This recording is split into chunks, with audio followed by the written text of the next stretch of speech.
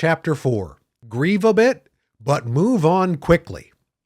We all experience dreadful events at some point in our life. Yours might have started early, for example, when your parents abandoned you in a cab because they couldn't carry both you and their 6-foot meatball sub back to the football party. Perhaps it took you until middle school to feel degraded when your sweetheart stole half of your milk crate furniture in the messiest preteen divorce ever seen. Or maybe Lady Luck didn't wreck you until full-blown adulthood when you realized every animal fled from your presence because you're the next incarnation of El Diablo. Regardless of how gloomy you are after debacles, you gotta grapple with sadness before it powerbombs you in the ring on a bunch of broken glass bottles, and then suplexes you straight through any perceivably acceptable timetable for the grieving process. Sure, you have to go through the typical stages of grief, such as denial that your birth parents really liked meatballs that much, and anger that those bastards never even tried to cover you in marinara to see if they'd love you more, and acceptance that you might as well mask your pain by eating excessive amounts of meatballs too. But during your mental processing of any past tragedy, you better make sure that your bereavement doesn't keep you from ever feeling joy again. If you maintain a shrine of your parents after they pass away by never removing any objects from the house in their honor, that's no tribute. You just made a mopey time capsule full of quilts and cigarette butts. Of course, you don't want to redecorate the place while they're still on life support either. In that case, people would probably question your motives, perhaps under interrogation lights. So then what is the right balance when battling agony? I'll do my best to get you that answer with a tale about pigeons. First, no, I don't have attention deficit disorder. This is a completely relevant anecdote to help you master the artful joy of not sucking. On the way to my backyard office the past few years, I've seen the same pair of pigeons in what appeared to be a consensual relationship. Why'd I think that? They ate bugs together. They preened each other's feathers.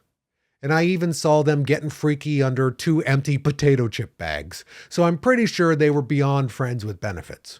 Part of me was upset that these creatures dared to treat my littered chip bags like a hotel room, but they still warmed my heart with their avian romance.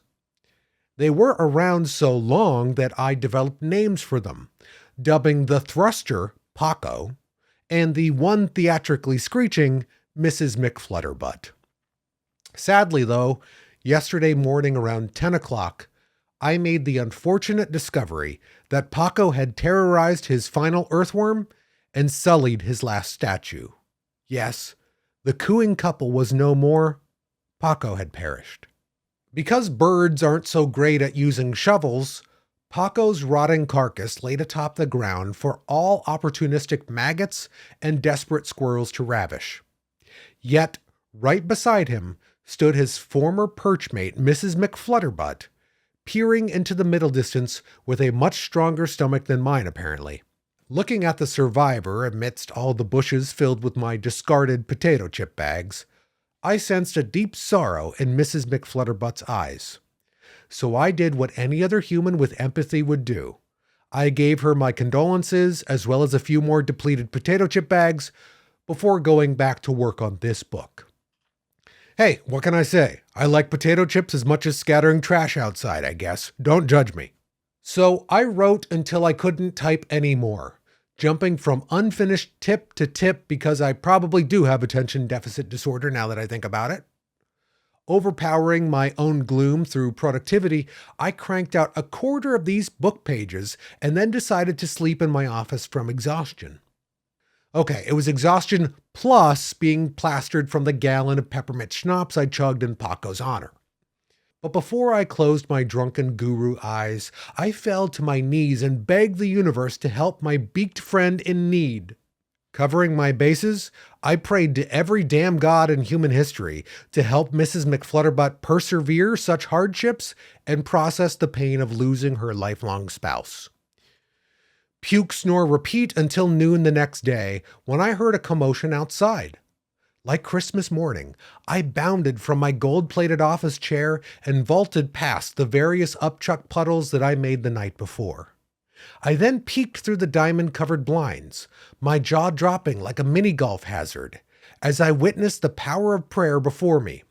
Yes, Mrs. McFlutterbutt was knocking talons with an entire flock of new pigeons under the potato chip bags beside Paco's corpse.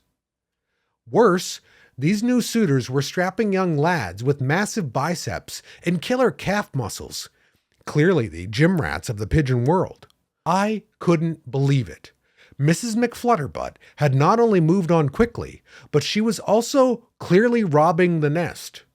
And this begs the big question of today. What's the acceptable duration for pigeon grief? I seriously need to know before I go back out there and call Mrs. McFlutterbutt a slut to her face. Regardless of what words I use to trash talk Mrs. McFlutterbutt, I hope you can learn from this disturbing example of mourning on non-kosher timelines.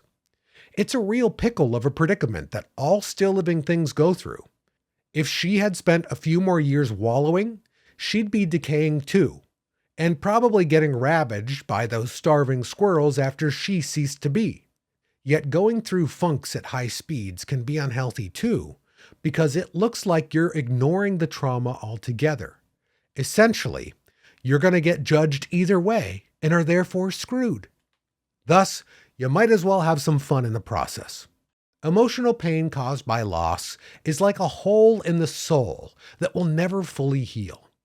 But that hole will slowly clog with other crap like cobwebs and cholesterol until it gets as numb as a set of upside-down diabetic feet.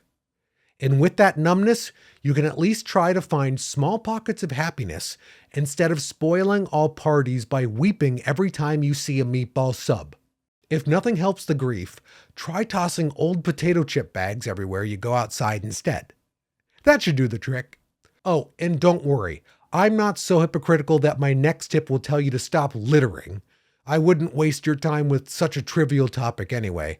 You're in store for something far more important than that in the next chapter, I promise.